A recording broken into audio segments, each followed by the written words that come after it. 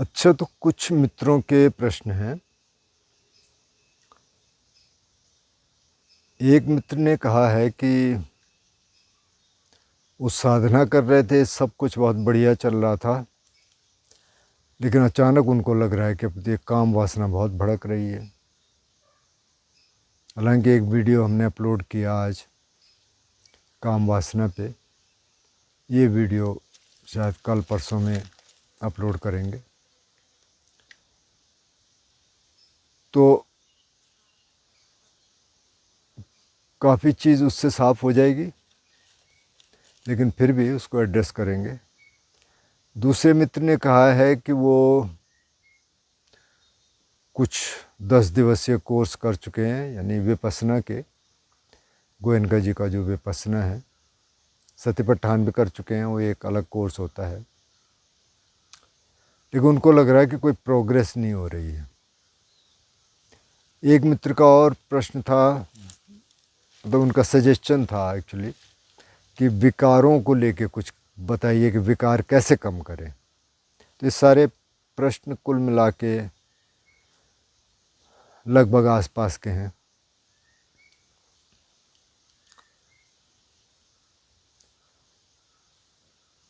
तो मुख्य विकार जो हैं वो हैं काम, क्रोध, लोभ, मोह।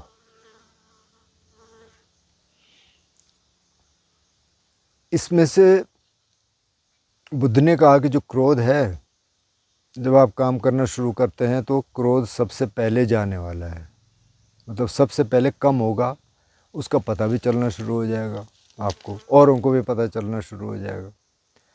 अगर कोई बहुत गुस्से वाला व्यक्ति है तो जिनसे वो रोज़ मिलता जुलता है, जिनके साथ रोज़ काम करता है, उनको पता चल जाएगा यार ये तो चेंज हो रहा है। अभी जो काम वासना का है, इसका अब दूसरे को नहीं पता चलेगा, क्योंकि आपके अंदर अंदर क्या चल रहा है मन में अक्सर नहीं पता चलता। अच्छा, जिन मित्र का प्रश्न है कि सब कुछ ठीक ठाक चल रहा था, लेकिन अचानक लग रहा है कि काम वासना भड़क रही है, तो इसको समझ लेते हैं। देखिए क्या है कि विकारों के अलग अलग लेवल्स हैं। अब ध्यान किया, एक डंडे किया, लगा कि हाँ बहुत अच्छा हो गया, बहुत हल्का हो गया, क्योंकि कुछ विकार निकल गए। अब जो नीचे की परत है वो ऊपर आनी शुरू हो जाएगी। जैसे ही आपका इंटेंस मेडिटेशन होगा वो ऊपर आनी शुरू हो जाएगी। अब आपने उस पर काम करना शुरू कर दिया, वो चला गया, फिर दूसरे आ जाएंगे। तो बुद्ध बनने से पहले, मतलब सिद्धार्थ गौतम ने उदग्रामपुत्र और अलार कलाम के साथ बहुत आगे की समाधियाँ सीखी, और उस ज़माने में ये कहा जाता था कि जिसने वो समाधि सीख ली वो इनलाइटेंड हो गया, उसी को इनलाइटनमेंट समझते थे। लेकिन बुद्ध ने कहा ये इनलाइटनमेंट नहीं है, क्योंकि विकार अभी हैं। वो उनको कहते हैं अनुशय क्लेश, यानी जो एकदम नीचे दबे हुए हैं, डोरमेंट हैं, सोए हुए हैं। अब वो जब उनको मौका मिलेगा वो ऊपर आ जाएंगे। अभी लगता है कि सब खत्म हो गया, फिर अचानक आ जाता है। अगर आप कहानियाँ सुनिए, वैदिक कहानियाँ, उपनिषदिक कहानियाँ, तो अब बहुत सारी कहानियाँ ऐसी हैं कि वो फलाने ऋषि जी इतने सालों तक तपस्या कर रहे थे, सब कुछ ठीक था, फिर कोई अप्सरा आई, मेनका, उर्वशी, कोई और उनकी तपस्या भंग हो गई। भंग मतलब वो उसके प्रेम में पड़ गए। तो क्या हुआ, इन ऋषि ने सोचा कि ये तो इनलाइटेंड है, लेकिन इनलाइटेंड नहीं थे। समाधि बहुत गहरी हो गई, उससे लगता है कि बस सब बेकार ख़त्म हो गए, लेकिन जैसे ही आलम्बन मिला वैसे ही वो ऊपर आ गया। और ये जो काम का विकार है, एक तो बहुत गहरा विकार है। ये इतना गहरा विकार है कि ये जो निर्वाण की 4 स्टेजेस बुद्ध ने बताई, सोतापन्न, सकदागामी, अनागामी और अरहंत, तो ये सकदागामी तक भी रहता है, यानी दूसरी स्टेज, बहुत ऊंची स्टेज है। तीसरी स्टेज में ये ख़त्म होता है, अनागामी में। और क्रोध भी अनागामी में ही ख़त्म होता है, सगदागामी तक रहता है, लेकिन बहुत कम रहता है। ऐसा नहीं है कि वो एकदम से किसी चीज़ पे प्रोवोक हो जाएगा, लेकिन है। तो ये दोनों ही विकार थोड़ा गहरे हैं। अच्छा, अविद्या इससे भी गहरा है।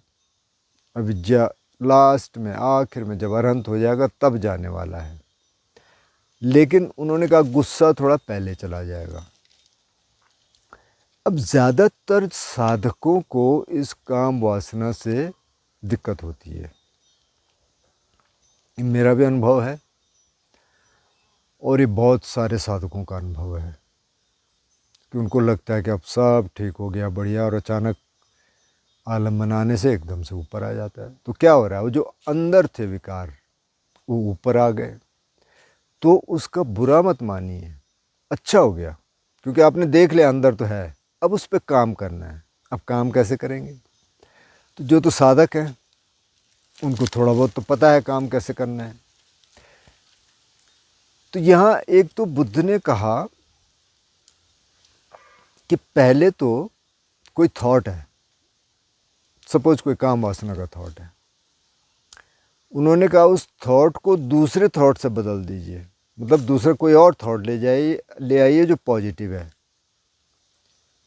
तो कुछ भी हो सकता है, आप कुछ कोई प्रोजेक्ट करना चाहते हैं, कुछ और काम करना चाहते हैं, किसी की कोई मदद करना चाहते हैं, उससे आप उसको बदल दीजिए। जैसे कि वो सिमिली देते हैं कि जैसे कि एक कील है, माना किसी लकड़ी पे ठोकी हुई कील है, तो आप दूसरी कील उसमें डाल के ऊपर से हथौड़े से ठोकते हैं, वो कील निकल जाती है, फिर इस कील को भी आप निकाल सकते हैं। ऐसे कि थॉट को चेंज कर दीजिए। अच्छा, ये भी नहीं काम हुआ तो फिर एक देखे कि देख भाई ये तो इसमें तो बहुत डेंजर है, मतलब इसमें बहुत नुकसान है, इसमें बहुत ख़तरा है, और उस खतरे को कि नहीं मेरे को नहीं चाहिए ये, आप उसको रोकने की कोशिश कीजिए, तब भी काम नहीं हुआ। तो फिर वो जो 4 राइट एफर्ट हैं, जो सम्मा वायामो या सम्मा पदान कहीं उनको कहा गया, वो जो है अब उनका प्रयोग कीजिए। तो वो क्या कहते हैं कि पहले तो इस विकार को आने ही मत दीजिए। जैसे आपको लगे काम का विचार आ रहा है, आप कहें नहीं भैया मेरे को नहीं चाहिए, अभी मेरे को इस लाइन में जाना ही नहीं है। अच्छा, लेकिन आ गया तो दूसरी स्टेज ये है कि उसको दूर करने की कोशिश करिए। तो एक तो ये है कि आप देखिए कि इसमें तो बहुत ख़तरा है और इसको मेरे को नहीं चाहिए, या फिर दूसरे विचार से आप उसको रिप्लेस करने की कोशिश कीजिए। अच्छा, अब ये चला गया माना, तो उन्होंने कहा उस स्टेज में अभी चला गया, तो अब जो नया आने वाला है ये आ सकता है, उसको मत आने दीजिए। और अब आप स्टेज में हैं कि कोई नया नहीं आया और आप स्टेज में हैं कि कुछ नहीं आ रहा है, तो उसको बनाए रखने की कोशिश करिए।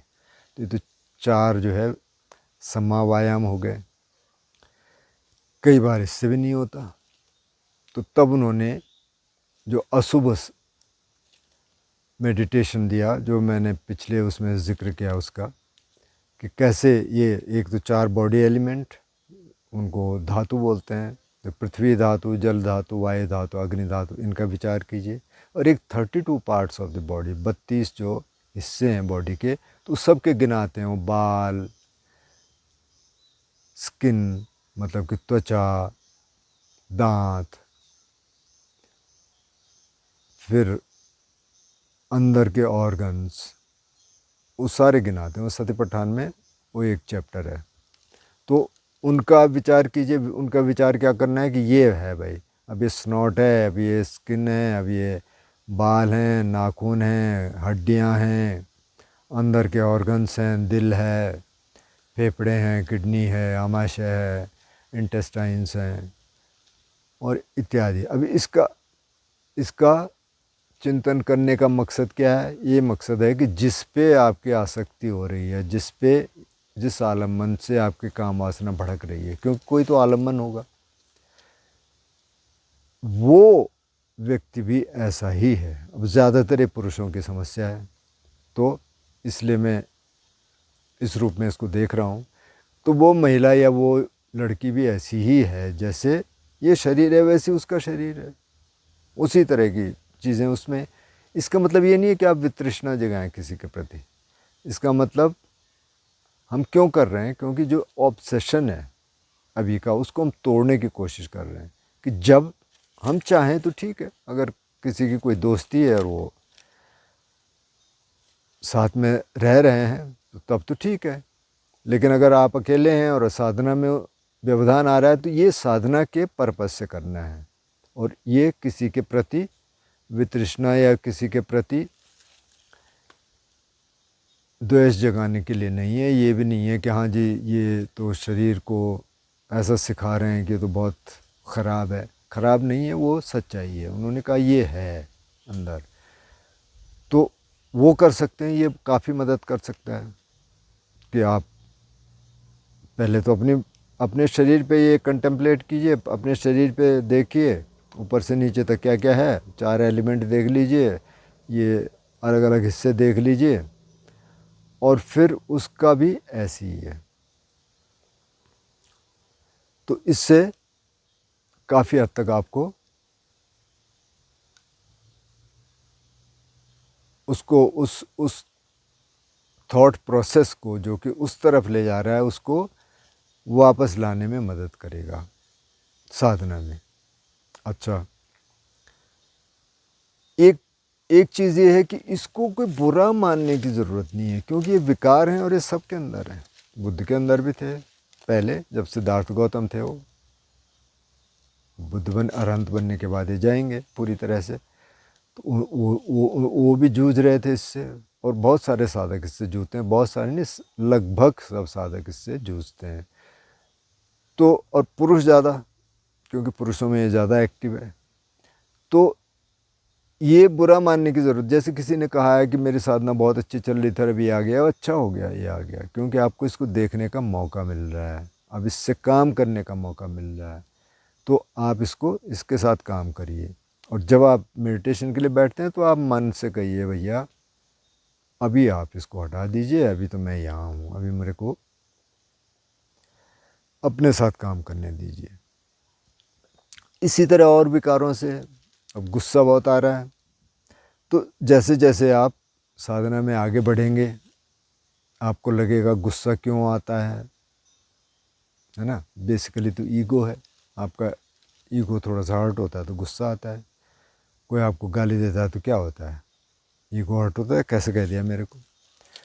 अब धीरे धीरे ये चेंज होना शुरू हो जाएगा। जैसे आपने सांस देखना शुरू किया, आपने संवेदनाओं को देखना शुरू किया, आपने देखा कि अच्छा गुस्सा आया तो क्या हुआ, सांस थोड़ा तेज़ हो गया, थोड़ा बॉडी में थोड़ा गर्मी आ गई। अगर ज़्यादा गुस्सा है तो एकदम आप देख सकते हैं कि शरीर में गर्मी आ गई। और अगर आप उस समय अवेयर हो गए, थोड़ा सा आपने कहा कि अच्छा 2-4 सांसें देखता हूँ उसके बाद देखेंगे, एकदम एक्सप्रेस नहीं किया, तो बदलना शुरू हो जाएगा।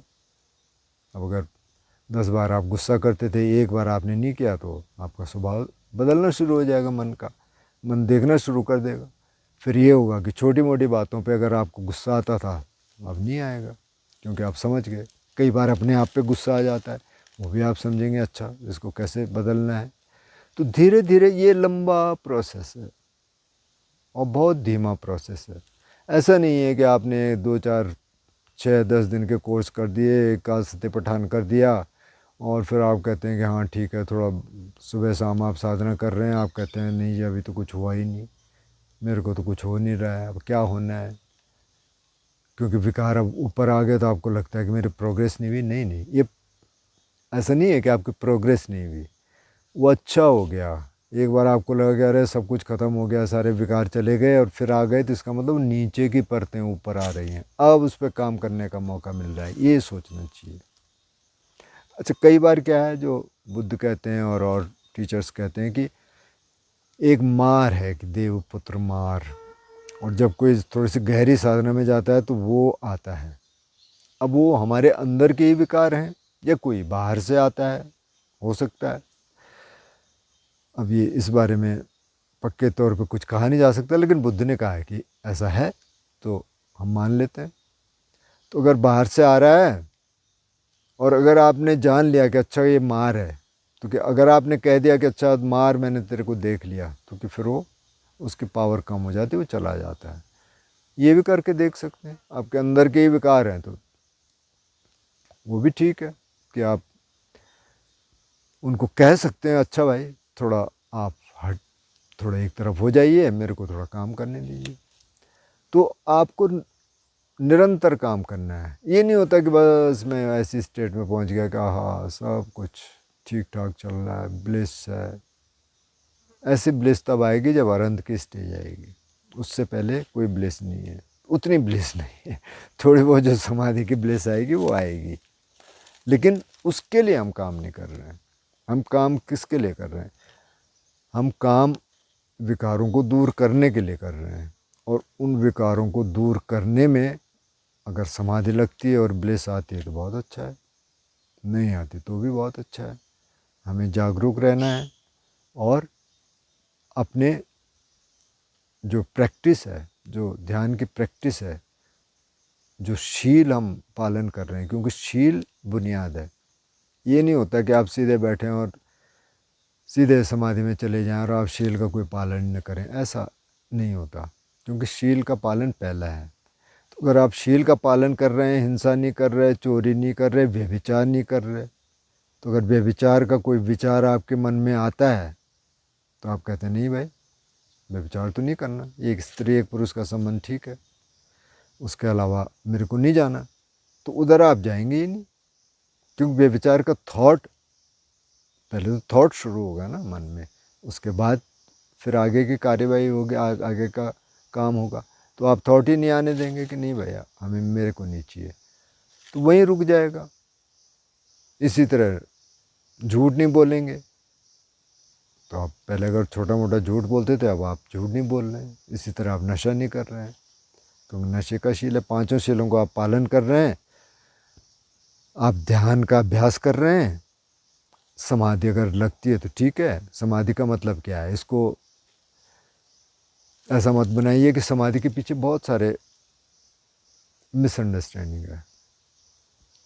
समाधि का मतलब क्या है कि थोड़ा थोड़ा ध्यान, थोड़ा थोड़ा आप ध्यान में आपके विचारों में अगर थोड़े से भी गैप्स आने लग गए तो वो समाधि लगे। उसको बोलते हैं क्षणिक समाधि, मतलब क्षणिक समाधि। थोड़ा थोड़ा पता चलने लग गया, उसके बाद थोड़ा सा बड़े गैप हो गए तो उसको बोलते हैं उपचार समाधि। और उसके बाद जो है, जो प्रथम ध्यान है या फर्स्ट ध्यान है, उसमें थोड़ा सा और गैप बढ़ जाते हैं। बस ये है कि विचारों के बीच में गैप आने लगे, छोटे आने लगे, अच्छा ठीक है काम होने लग गया।